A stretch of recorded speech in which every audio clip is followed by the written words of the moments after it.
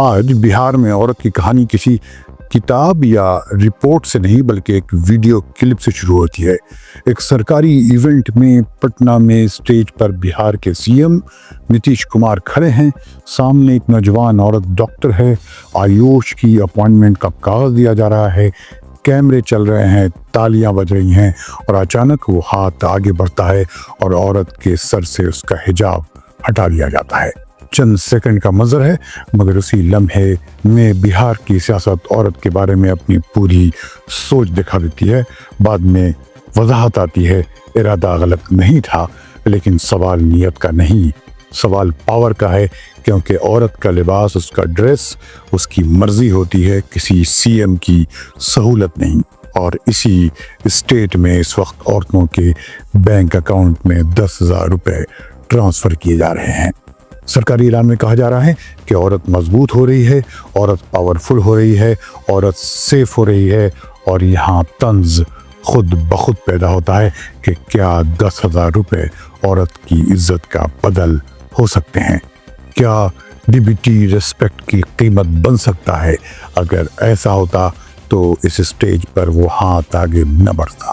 افسوس کی بات یہ ہے کہ نتیش کمار نے جس طرح حجاب پر ہاتھ ڈالا، اس پر بحث ایسے ہو رہی ہے جیسے یہ کوئی اکیلا انسیڈنٹ ہو، یا نتیش کمار نے پہلی بار یہ حرکت کی ہو اور یہ معاملہ اکیلا ہو۔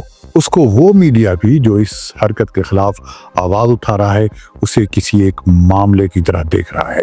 وہ ایکٹیوسٹ یا انفلوئنسر، چاہے وہ مرد ہوں یا عورتیں، اسے صرف ایک انسیڈنٹ کے طور پر پیش کر رہی ہیں اور اس کی مذمت کر رہی ہیں، لیکن کوئی اس پوری سوچ اور نتیش کمار کے ریکارڈ کی طرف اشارہ کرنا نہیں چاہ رہا ہے۔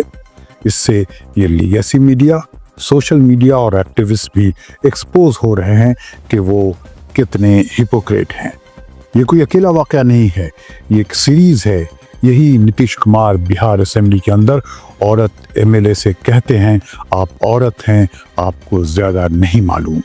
یہ جملہ کسی گاؤں کے بزرگ کا نہیں، ایک اسٹیٹ کے سی ایم کا ہے، اور یہی وہ اسمبلی ہے جہاں عورتوں کو سیٹیں دی گئی، ریزرویشن ملا، مگر زبان اور رویہ وہی پرانا رہا۔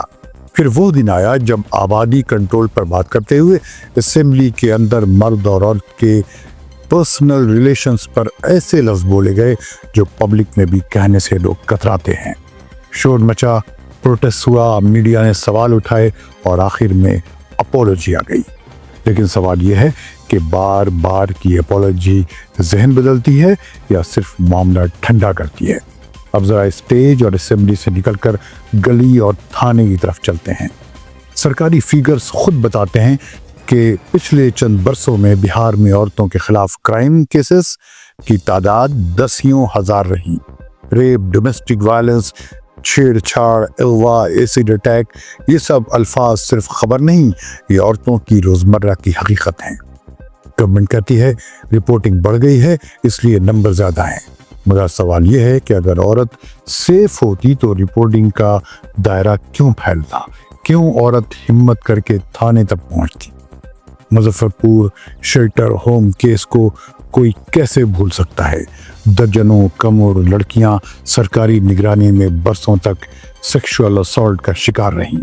این جی او کو فنڈ ملتا رہا، افسران دیکھتے رہے، سیاست خاموش رہی، اور جب معاملہ عدالت تک پہنچا تو پورا سسٹم ننگا ہو گیا۔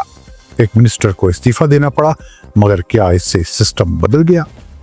نہیں، کیونکہ مسئلہ کسی ایک انسان کا نہیں، سوچ کا تھا، اور یہی سوچ آج بھی زندہ ہے۔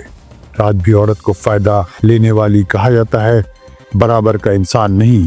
بہار میں انسیکیورٹی کسی ایک ذات کا مسئلہ نہیں، یہ دلت عورت کا بھی مسئلہ ہے، مسلم عورت کا بھی، یادو برہمن راجپوت سب کا، شہر کی عورت کا بھی، گاؤں کی عورت کا بھی۔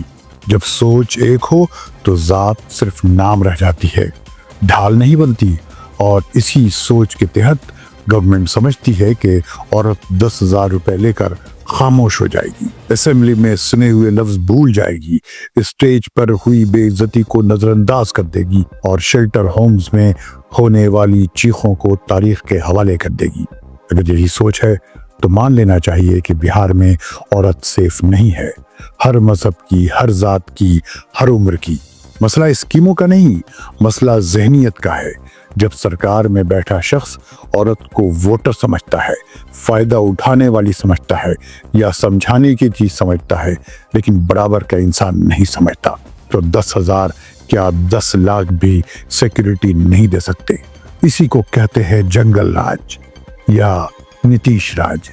ये कहानी किसी एक लीडर के खिलाफ नहीं, ये एक पूरे सियासी कल्चर के खिलाफ है, जहां औरत को कागज पर ताकतवर और हकीकत में कमजोर रखा जाता है।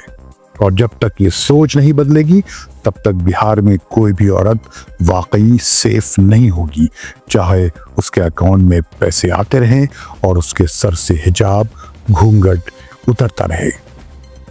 कमेंट में बताएं इसके बारे में आप क्या सोचते हैं। मिलते हैं ऐसे ही किसी और वीडियो के साथ। रेडियो देश के देखने वालों को फैजुल्लाह का सलाम।